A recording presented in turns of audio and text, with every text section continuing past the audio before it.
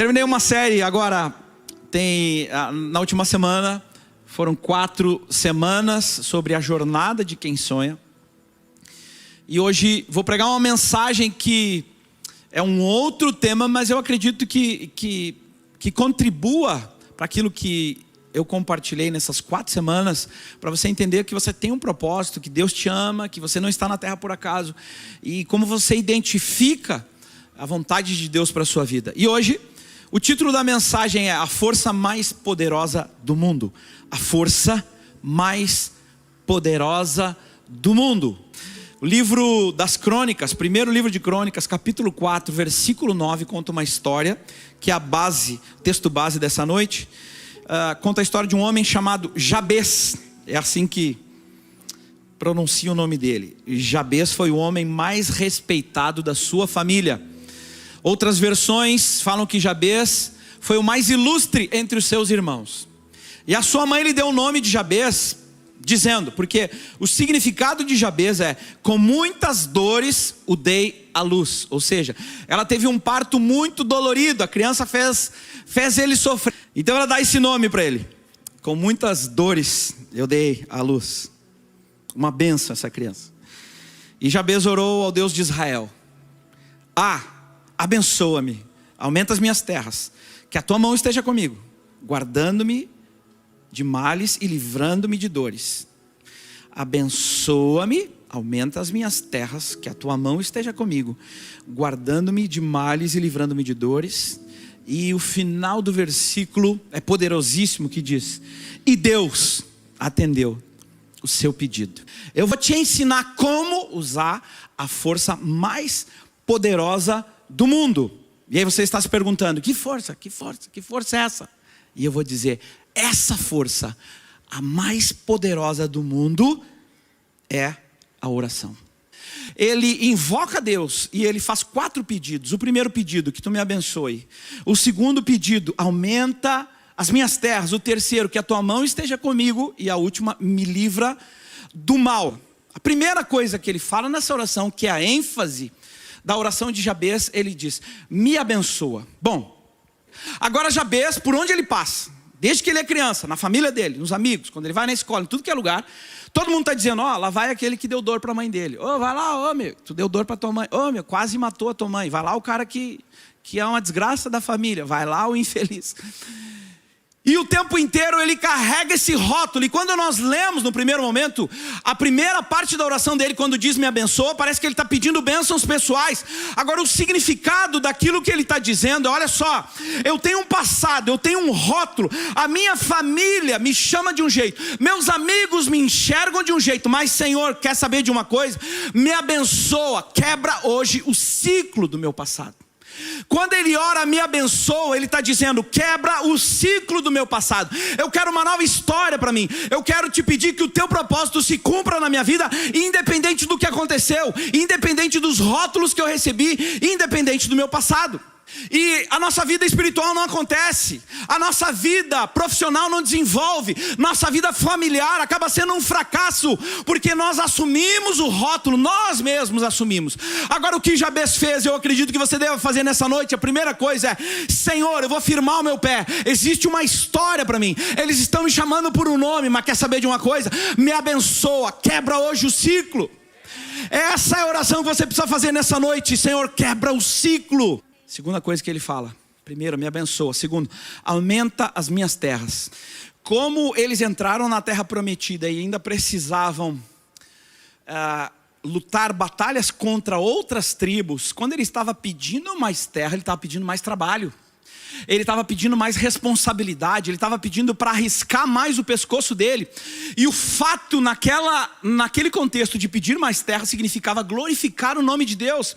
Então quando ele está pedindo mais terra, ele está pedindo na verdade mais influência.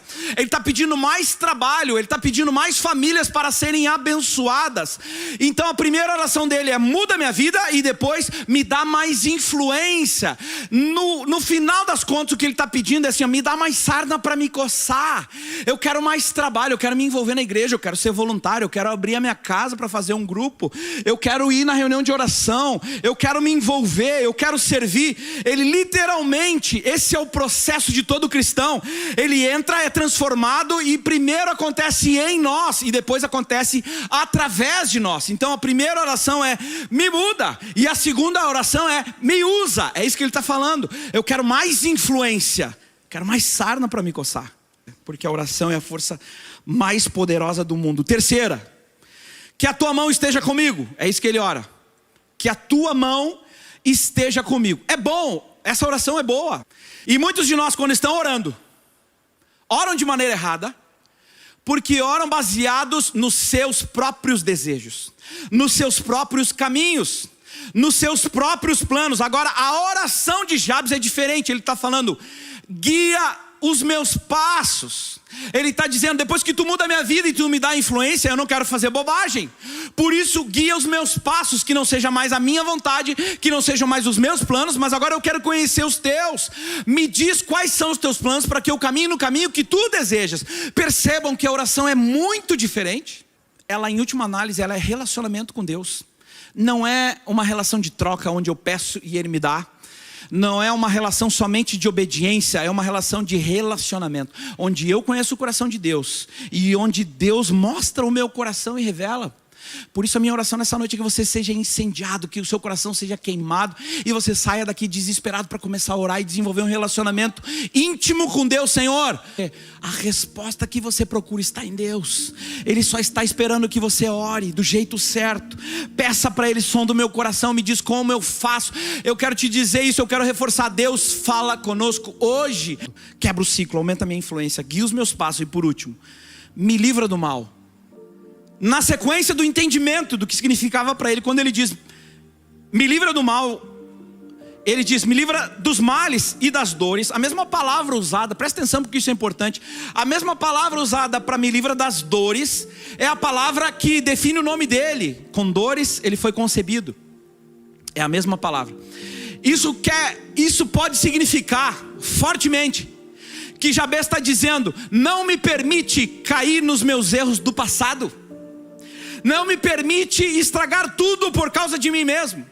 Não me permite falhar naquilo que um dia foi o meu rótulo. Não me deixa voltar atrás. Você entende o que ele está dizendo? Ele está dizendo: me livra de mim mesmo, me livra de errar, me livra da tentação de repetir aquilo que disseram que aconteceria comigo.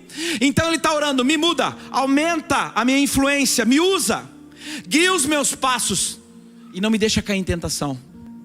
Uma oração: Senhor, me livra dos meus pecados. Uma oração e você é livre.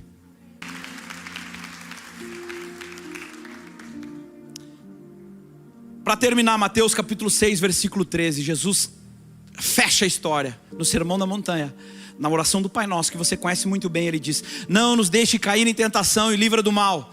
Não nos deixe cair em tentação. Jesus ensinou a fazer essa oração. Em resumo, significa que você pode ficar livre de cair em tentação. Você entende isso? Você pode ficar livre de cair em tentação se você orar, se você for resiliente, se você for intencional e orar da maneira certa, porque a oração é a força mais poderosa do mundo. Eu termino dizendo isso. O fim desses 2 versículos sobre a oração de Jabes, ela é poderosa, emblemática por um detalhe. O final diz: e Deus atendeu o seu pedido. Esse é o tipo de oração que Deus atende. Muda a minha história, me usa, guia os meus passos e não me deixa fazer bobagem. Eu termino com um desafio. E o desafio é esse: priorize a oração na sua vida. Não existe proteção da sua família sem oração. Não existe restauração de lar sem oração. Não existe igreja sem oração. Não existe salvação sem oração.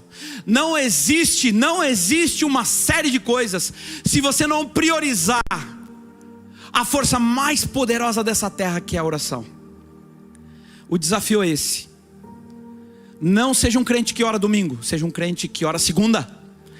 Reserve todas as manhãs, nos próximos 30 dias, todas as manhãs, reserve um tempo para orar.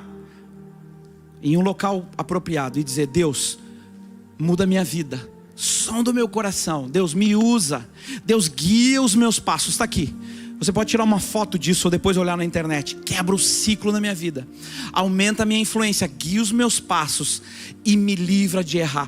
Priorize a oração, reserve tempo para Deus. Eu garanto o que eu estou dizendo para você. Deus está chamando a nossa igreja para ser uma igreja madura, para ser uma igreja profunda nele.